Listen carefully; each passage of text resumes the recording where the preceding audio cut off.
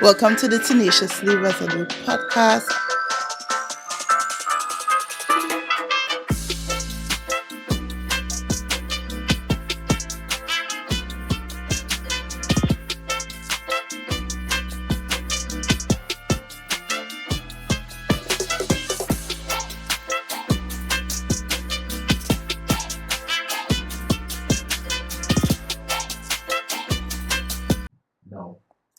Hi, and welcome back to another episode of the Tenaciously Resolute Podcast. I'm your girl, Carice, and I'm so happy to have you back with us for another session of the podcast. So, guys, today I have a newly made friend who will become my good friend because if you know anything about this person, she's talkative just like me, and apparently she is so just like that too. So, anyway, I welcome to the podcast this morning Miss Sherna Cunningham of Showno's ice cream, and Yes. I can't. I'll let her tell you all the update because she recently had some nuptials. So Sherna, as I know you all see the bling, right? So tell us all about it. What's your updated name? So my updated name is actually Sherna Cunningham Kirton, not Kirton, no, Kirton. So that's my new and updated name. So it's Sherna Cunningham Kirton. That's how people address me now. And still Showno's ice cream. So Sherna, Tell me. how did you get into dairy-free ice cream? Tell me where this journey began. So I think I just want to start at the beginning because I think that's the most important part. I am genuinely lactose intolerant. Growing up, my dad used to buy me almond milk, and back in them days, almond milk was Mr. Almond Milk. Exactly. So I used to tell mommy, you know what? You're lactose intolerant. She said, no, you're not. It's all in your head. It's all in your head. So my dad used to get me the almond milk, and then after that, I just went through life not really thinking much about it because, I just feel like, when you're lactose intolerant, you don't really, well, I would know, but it's not like a big deal. So I would go about life eating cheese, everything normal, and then it starts to get a little bit worse. And last year, when I started this business, I was on a health journey, and I really like sweet treats. Like I am a sweet tooth girl. After I eat lunch, I need something sweet. I need juice, and I just need something, a slice of cake, something like that. And I really like ice cream. So when I kind of scanned the market, because I always wanted to do something, and I would always tell mommy I always wanted to make an impact, but I never knew how. I had many other business ventures before this. I am lactose intolerant and I'm making cake, and I lactose intolerant, And so eventually, as I was exercising with my now husband, we were like boyfriend and girlfriend at the time, we were exercising, and I said, well, I want to try this ice cream thing. And he said, oh, okay. And I literally stood in the grocery looking at what is even ice cream, because I don't know. I'm just figuring out, and I just decided I actually started off making dairy ice cream at first, and I didn't like it because I feel like I looked at the market and I said, there's so many dairy ice creams there. And as somebody who grew up vegetarian, I really wanted to focus on a minority group, because growing up vegetarian, I know that you have so many dietary restrictions, and everybody in school used to eat meat. And I wouldn't say they used to make fun of me, but it was a limitation in that way. And I really wanted to be able to say, I see you. I see all of the people who can't have something, and I want to make it accessible to you, because I feel like if you walk into a store and it doesn't have what you want, you need to find a different store that have what you want. No, but if we're being real, I too am lactose intolerant. I ignore it. Anyways. Yeah, because that's in my mind. That's it's not a real thing. Yeah, it is real. Yeah, and I mean, it don't apply to me. Yeah. It does, but it It don't. does. None of my business. But anyway, I remember like a year, 2 years out, trying to actively also looking for lactose-free ice cream, and there were probably only 2 brands on the market. One that wasn't tasting so good, and one that was real mess. Yeah. But it was so expensive. Imagine you've seen a big tub of creamery for $80. Exactly, and this lactose is a pint, like this much, this wide, and they're like, oh, $82, reasonably priced. And I was like, what is reasonable about this? Yeah. I think now, as I go into the groceries, it's more like a health conscious thing, because I think now people are so health conscious, and like, of course, there are many other ice cream brands out there that are available, but when you look at it, you're like, the budget not stretching for that. You know what I mean? Because it's either I've learned that it's either health or stretching whatever you have right now. So it's either you don't have it or you have it, which is why I think I wanted to create multiple price points because, as you said, not everybody has $100 to part with on a single serving of ice cream, and so that's why we have three different flavors, not few different sizes, so that people be able to the smaller size if you want if you have a little extra to splurge a little bit, and then if you're really balling and you want that pint, you can get that. Yes. So, yeah. Excellent.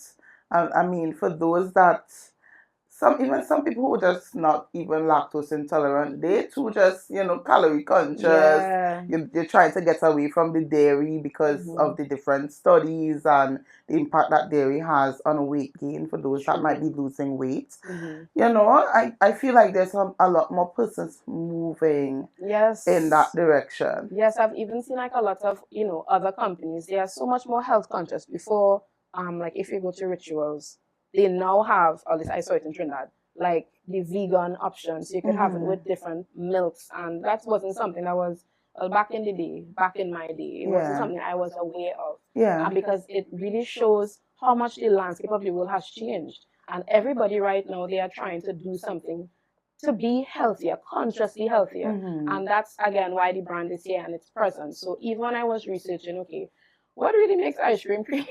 Because I don't know. Like I did food and nutrition in school at my past high school, which is Hamilton School of Seventh-day Adventist, and I did that at a CSEC level. And when I did it, I learned how to cook, like how to cook food. And then eventually my mom, who is my partner in crime always, when I was younger, I would be in the kitchen with her all the time, cooking with her. And she told me, Sherna, I used to make ice cream back in the day, and we would make ice cream like at home in a blender, just a blender, no ice cream maker, just a blender. And I think that that's where it really started. She told me her mother taught her how to make ice cream because a long time, you had to figure out how to make money, and her mom used to make ice cream to sell to other people. She knew how to make it, so then she told me how to make the ice cream, but she would make dairy ice cream because lactose intolerance. No, because I told you it's in your imagination. It's in your imagination. It's not a real thing. So I think once you're entering any space, I think that you have to be able to lactose intolerant too. So once you're entering any space, you have to be able to do it differently and not just like to your competitors. Because for me, I don't sit down and say I'm better than anybody. I really don't think I am. I think that the world is big enough for everybody to swim, and it's about being able to serve different people. Because I want people to have ice cream no matter what dietary restriction they have. Because I genuinely think ice cream should be enjoyed by everybody. Exactly, and it's a treat for a reason. Exactly. I think you made an excellent point. Everybody that's on anything that leads down the line of health conscious, there often comes a certain amount of restriction that comes into facing within it, and people often feel like I don't really want to cheat.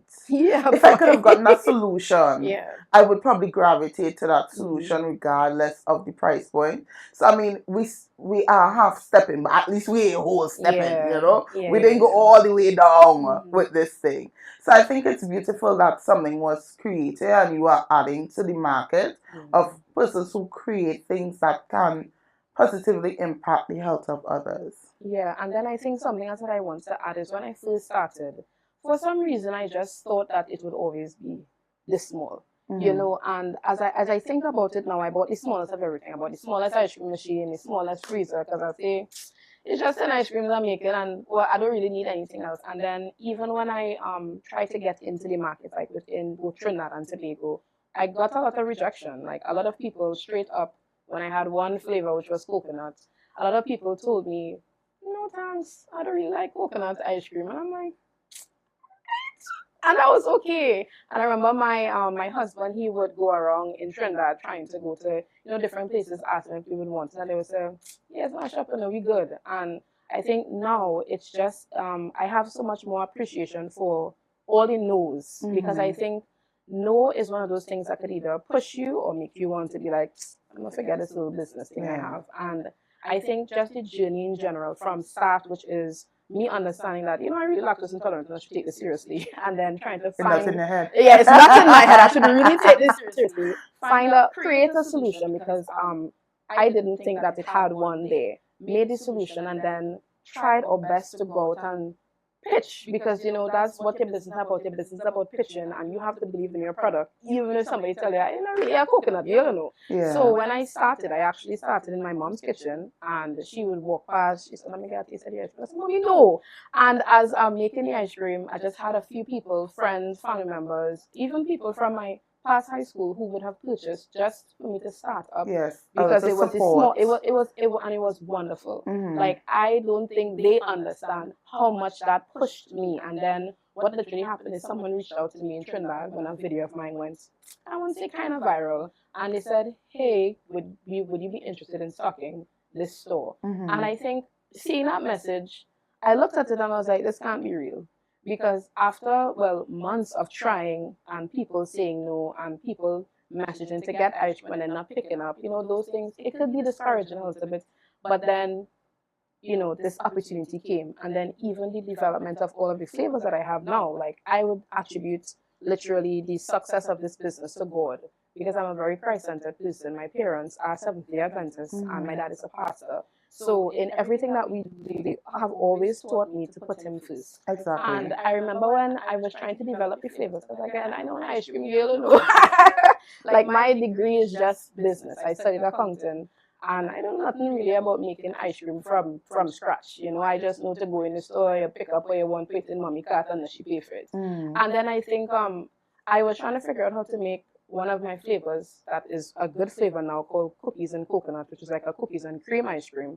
And I couldn't figure it out. Like, I literally couldn't figure out what to do. And I kid you not, God gave me the answer. I went to bed. After trying and failing, I tried all kind of things. And when I woke up, I just got, Sherna, why don't you do this? And I said, I don't feel it will work, but why don't you do this? Yeah. And I'm like, all Very right. specific. It was very specific. It was like, just in case you thought I wasn't talking to you, Yeah. I'm talking to you. And I tried it, and it worked, and it's one of my best flavors even up to this day.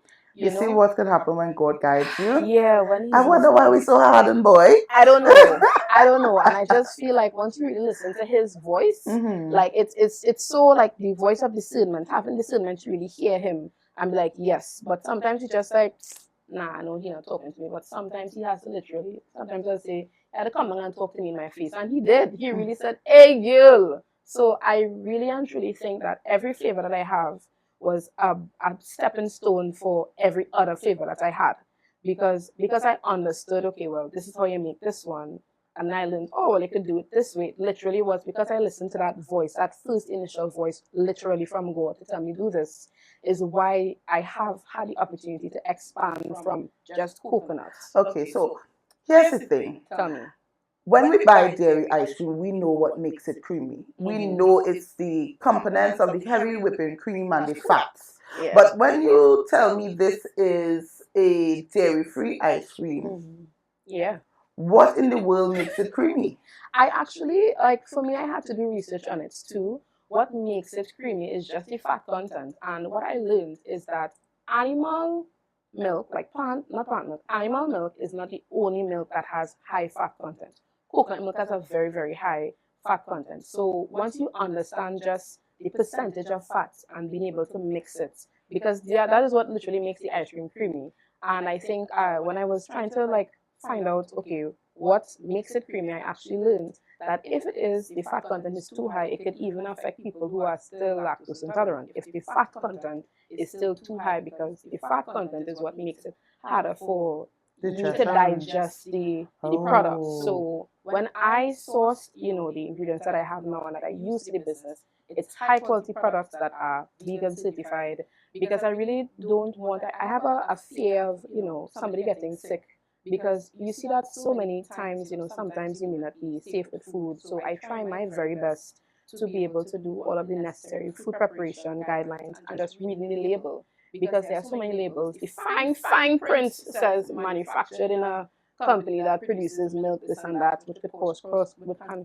cross contamination. So for me, I really had to be able to look at all of the products that I have, make sure that it is a consistency that resembles ice cream, because I did not want anybody to feel like, oh God, it just really tastes dairy free. Like, I wanted it to be like you're not missing anything. And yeah, that starts. That is an excellent point. Dairy free has a taste. Yeah. I tried. I really tried. when I was like, okay, Paris is not in my head, right? Yeah. I hope you're keeping up home, right? Keep Yeah. up. Anyways, when I was like, it's not in my head. I Mhm. really have to try to get something dairy free. Dairy free tastes like chalk. Yeah. Dairy free just tastes like You're depression. substituting. No, it tastes like depression. Yeah. It is so sad to say that they come close, but they just don't push past the barrier of you understanding that this is healthy. You from the minute you're like, it tastes like health, and this is not what I was attempting to achieve, Yeah. But I mean, for those that like things that taste like health, kudos to you. I do not, in fact. It doesn't matter how many health journeys I go on and whether it's effective or not. I don't like it tasting like health. I want it to taste good. It better have taste good and light up all my sensory, But at the end of the day, being able to recipe develop to the point that you have a health product that doesn't taste like a health product or dairy free, that's excellent. Kudos to you. Thank you. So it was a lot of recipe because I took a couple months to actually develop the recipe because again, you're trying trial and error, and again, I kid you not, God literally guided my hand to figure out which, because that's why I'm so appreciative of his voice in my ear telling me, Sherna, I actually needed to it right there. Look, that's literally how it was. And I don't know, like for me, I really appreciate him walking alongside with me throughout the entire journey to make it not just healthy or a healthy substitute, but it in some cases actually replaces, some not ice cream. It makes people go, okay, I could actually eat ice cream again. Like there are some people who have actually told me, I used to take teeth the chance on the girl, but thanks to you, I don't have to cheat to cheat the chance and stuff like that. So to me, being able to give people back, just because people don't know how much people enjoy ice cream. It's not just a childhood thing. It's not just just something sweet. It's literally just a way to enjoy a slice of cake. I don't know, like a slice of pie or something like that. And I think that there are so many people who came to me and said that there are not just dietary restrictions, but health, like literal health things cause them to not be able to eat dairy. And you gave me back the opportunity to do something that I always want to do, which is eat ice cream. Because not everybody could teeth a chance. There are some people who are literally allergic. It's not in their head, it's real. Like there are some people who are literally allergic to dairy and it could affect them. It could be detrimental to them. And being able to create a product that I know in my head, okay, this is not for me alone. This is for other people to be able to say, thank God. So the fact that they could say, thank God, I want to be able to show that God really was in my ear this whole time. And whatever products I make it with so much intentionality. If something goes wrong, goes wrong when I'm making it, I'll throw it away and make it again. Because I'm that serious about quality control. It's really, really important to me. Once the person enjoys it and they feel like in this world where things are so expensive now, I feel like if you're spending money on something, it should be quality. It should be quality. So I'm hearing about all this making and developing and throwing away and starting again. So I know your friends probably was bombarded with taste this now. Well, my mommy and them. So tell me a little bit about the feedback that you got from your friends. How did that go? Because I feel as though a lot of entrepreneurs, some of them are afraid to get negative feedback. Even though it would help them to grow. How was that process for you with your friends and those that were around you while you were in that process? I think for me, when I actually first started off the product developing, I'm really critical. I am not somebody who's like, oh, it tastes good, it could sell. I taste it and I taste all the wrong things first. That's wrong with it and what I can fix. And before it really ever landed to a customer or even a friend, it was in the arms of my family. They were the people who were really tasting it. That's not even my husband, who was my boyfriend at the time. He was tasting it and he would say, yeah, Gil, this had a chewy Gil. And I would be like, all right, okay. And then my mom, I remember my sister tasted it and she said, that tastes, thank you. So it really was, I heard the worst comments from them, not in a negative way, but I heard it so that if I heard it again, I'd be like, okay, I know how to deal with this. And once it was perfect and it was properly well developed, it was creamy. It had the correct balance of sugar. That not you're eating it and you feel like you're getting a sugar rush, but you're eating it and you go, yeah, boy, this is very cold ice cream. And it's a good balance.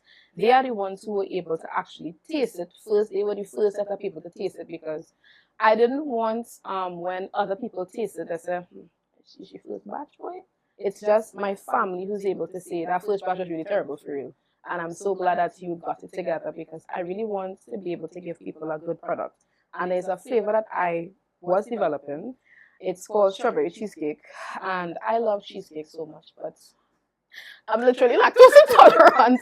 So being able to convert that into a dairy-free ice cream flavor that doesn't taste like it's dairy-free, but it's delicious at the same time was very hard for me. And I had one of my friends taste it and she was like, yeah, I see where you're going. And I was like, but you're not fully there as yet. So to me, like that feedback, I don't ever want somebody to and say, I wanted to immediately put the spoon in and go, yeah, this person here tastes like they actually know what they're doing.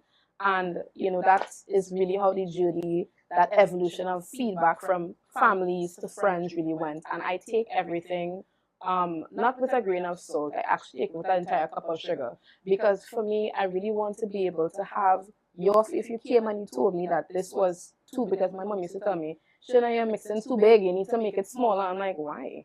I like it like that. And then when not everybody likes chunky. Exactly. Yeah. And I was like, okay, when I made it smaller and I put the spoon in to pick it up, I saw what she was talking about. Yeah. So that feedback, being able to have her eyes and to tell me what is wrong with it is very helpful. Like she's one of those persons, before I launch a flavor, I will literally sit down and come to Tobago and I'd be like, taste this please. Like I would send it to her for her to taste it and tell me if there's anything wrong with it. And she doesn't lie. She really doesn't. She would tell me as it is, she said, this tastes nasty or it tastes delicious. And once I get her approval is when I really go, because I feel like if she tell me yes, I know it tastes good, but if multiple customers come and tell me something is wrong with this, I would change it. Like I really, really would.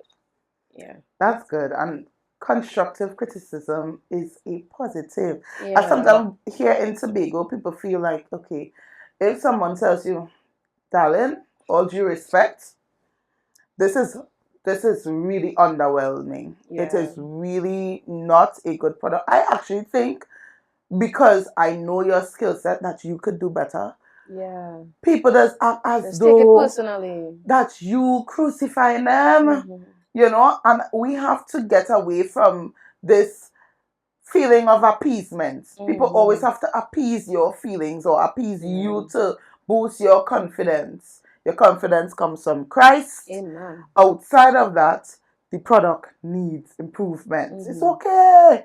Everybody been there, and most businesses could tell you there will be an off day here or there, but you see the mindset of, I spent too much money on these ingredients, I can't throw this away. It don't matter how much I spend, I will throw it away. Because again, you spending your money, trusting it, because my biggest fear is for someone to pick up, like let's say an influencer picks it up, and that one day when I said, I'm going to take a chance and sell it, like this tastes nasty and this doesn't, I want to be able to represent the brand always. Like as anybody who picks up a cup of a Sherno's ice cream, I want them to know that, like this is high quality. I didn't make any, if I burn something, I'll throw it up. I would strip her, but I would throw it away and I would do it again. And because I wouldn't want to taste something. No, and that is important. Yeah. When you think about it, integrity matters. On the outset of that, when you consider things, bad news travels much faster and further in the day of social media. Showcase your logo, they showcase your branding, and your contact and your whole information. Or ever taste this? This tastes real nasty. What is this? And people now, they have become so desensitized away from the, not just the impact on people's emotions, but the impact on people's businesses and livelihoods. They disconnect that this is somebody's bread and butter. And their whole target is, it's just terrible. Now, I could understand that this is your opinion. That's fine. Opinions are fine, well and good. But on the other hand, there's a balance. You could say, okay, perfectly presented. these are the good things. This is the bad things. Yeah. All right. But when you do it from a place of, okay, we tanking this business right now, which is somehow, that is the ones that get traction on Yeah. social media. Yeah. Yeah, never go here. Don't try them ever at all. So you made one mistake on one day. One bad day. And one bad day, you Yeah. decided not to dump it. Mhm. You decided to probably tell the clients, all right, we can roll with it. And it was just on that one day that it was probably the worst thing that person ever tastes, and there was no recompense to you. You're getting it straight as is. So it's a good idea. I think something my mom always tells me as well. She tells me that you can't really control other people. You can't control their reaction. You can't control their behavior. What you could control is making sure that at every level your product good. So if it is, somebody really tries and they say, well, this is not for me, because there are people who have straight up told me, I don't like how your ice cream tastes. This flavor is not for me, but I like this one. And even if they don't like any flavor, any lineup, I would understand, because at the end of the day, you have your own palate, and so for me, being able to control what I can, having the recipe that I have and being able to just stick to this recipe if anything goes wrong. If I because I use real like actual ingredients. I use real banana. I don't use like bananas that are like spotted, speckled. I use real good product. If I burn the peanuts one day when I'm making the peanut ice cream, I say, sigh. All right, we gotta go and get next pack, because again, I don't want you to taste. She really scrape for this one, but even if I have a quota to make, I will, and I've done this many times. I would message the client and I say, it will be short by this amount because I wasn't able to fulfill it, and I will make it at a later time. And that's what I would do, because to me, it's about integrity. Being able to, when somebody looks at you, they know that you are honest. They know that you're not pretending, and you're not just going to, gosh, boy, she really needs to make she little bread and butter here, which is okay. And they know for a fact when they see a cup of Sherno ice cream, they know there was no shortcuts to, even if I had to stay up all night, because I stay up all the time making ice cream. I was up making ice cream today, and even in all of that, I want to make sure that I'm conscious, I'm present, I know what is happening, and I'm practicing all of the proper food safety handling preparations, so that nobody could go, yeah, boy, I see something. No, like, to me, it really is, I wouldn't like it done to me. So I want to make sure that it's not done to anybody else. So that hand I'm giving out is something that my parents have genuinely taught me. Hey, you need to, if you're put out properly, so that you embarrass me. That's excellent. Yeah. And speaking of putting out properly, I saw you visit a graduation this week at your alma mater. So tell us all about it. So for me, when I literally started, I thought to myself, I wish I could give something to my school, because again, I am Tobagonian. I'm a Tobago stan and a Tobago fan. And I live in between both islands. My husband is Trinidadian, so like I would go to Trinidad, of course, and I have the businesses here, and my parents' house is here, so I'm in between the islands a lot. And I really want to be able to give back to my alma mater, because I lived in Trinidad for quite some time. And I think as a Tobagonian, I always wanted to go to Trinidad. That's where you go to make it in my head. Especially when I was younger. In a lot of our heads. Yeah, like as a Tobagonian, it's like Trinidad is where it's at. And I do think so. I think Trinidad does have a lot of opportunities, but I never want to forget where I came from. And so for me, being able to give, I gave a trophy to the top business student. Well, not the top business student, top student that has a real business in the real world, because I want to encourage not just the student, but students to come, everybody to start a business. Because to me, I think business is where it's at. That's where you go. And anybody who gets a little bit of encouragement to say, hey, wherever you're going, this is a good path. Keep it up on this way, because that's the most honest way to make a living. So I gave that trophy to the student, and then I would have given them a check, because it may not be, hundreds of thousands, because that's not how much I make now. But I think my parents have always told me, if you can't give when you have a little, you won't be able to give when you have a lot. And so to me, it really was just like a moment of, I made it. Being able to look at my past teachers and tell them, I want to give back.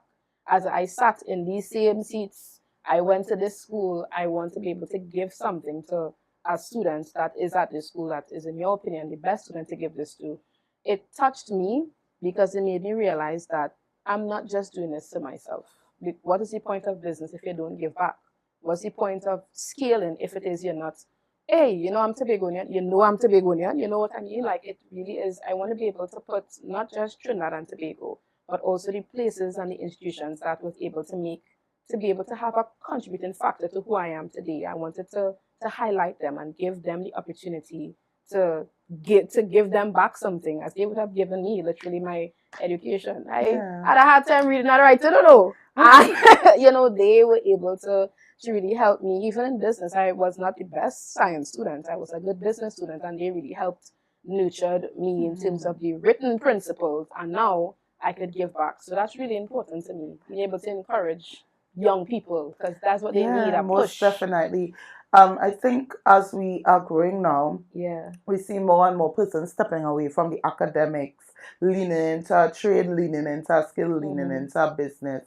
And I do believe that it is very important, not just to spotlight these persons, but to give them a helping hand, give them a start. Don't discourage them.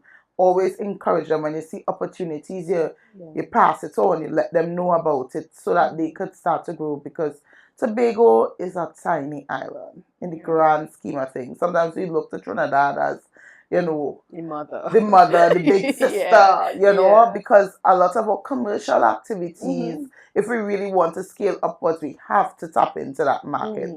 You have to face the fear of, you have so many different brands and so many different companies, and you just need to go for it. But one thing that I admire about Tobago companies that take on Trinidad, they give it the push of their life. Yes. You could see other Trinidad businesses also going hard, but you see them rallying. They're not stopping.